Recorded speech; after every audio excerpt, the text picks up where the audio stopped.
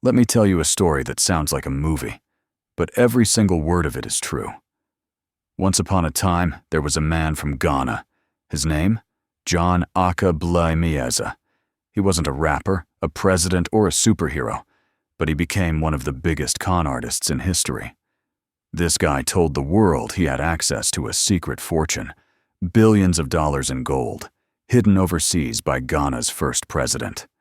He promised people they could get rich if they just helped him unlock it. And the crazy part? People believed him. Let's rewind a little. In 1957, Ghana became the first African country to gain independence from British colonial rule. Our first president, Kwame Nkrumah, had big dreams. He wanted to make Ghana a modern, powerful nation. He built dams, schools, factories, and even a new city. But not everyone liked him. The British didn't want him messing up their control. America thought he was getting too close to Russia.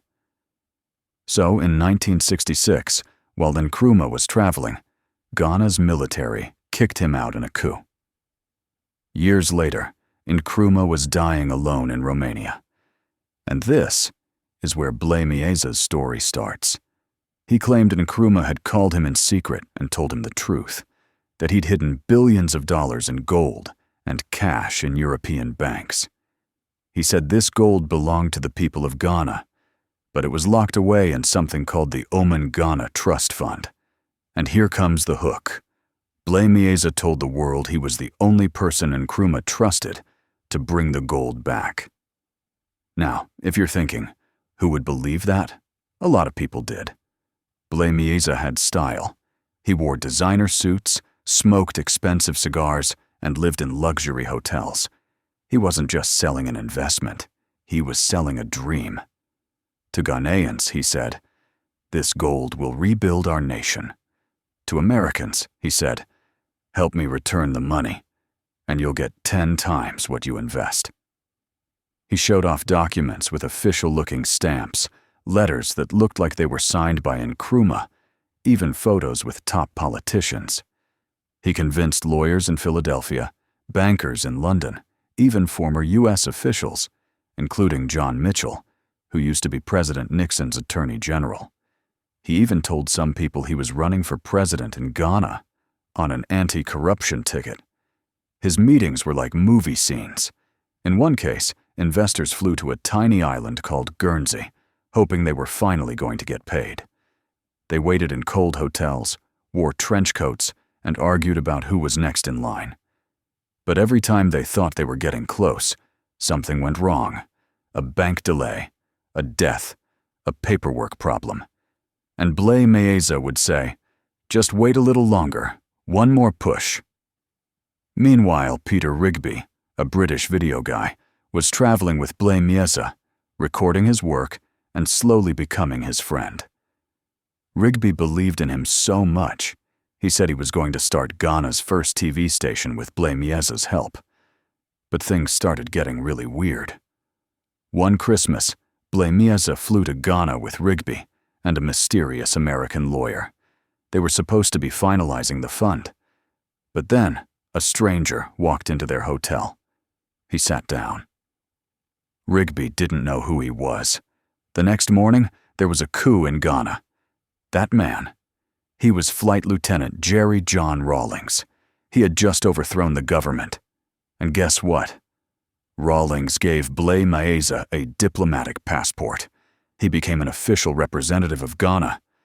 Again, Blay-Miezah had now fooled not just regular people, but 2 Ghanaian governments. In the 70s, it was Colonel Ackah. In the 80s, it was Rawlings. With that passport, he traveled the world freely. He showed investors government letters that seemed to prove the trust fund was real, and they kept giving him money. But some people started asking questions.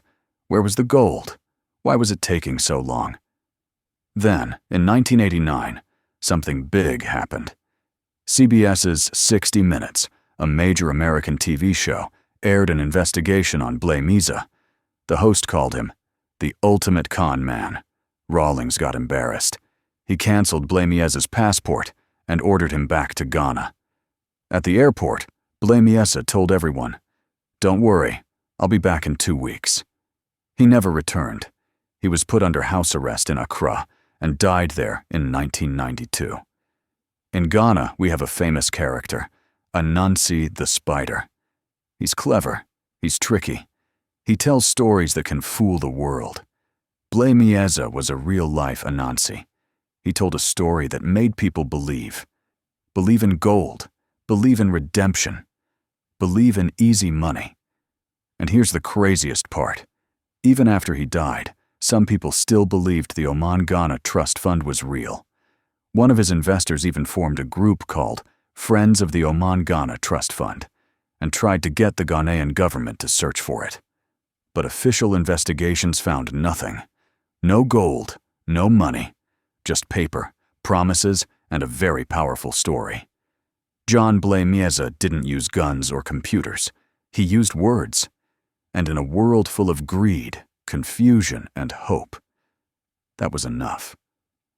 So next time someone says they know a secret way to get rich, or that they're the only one who can fix everything, remember, sometimes the spider isn't spinning a web to catch flies. He's spinning it to catch you.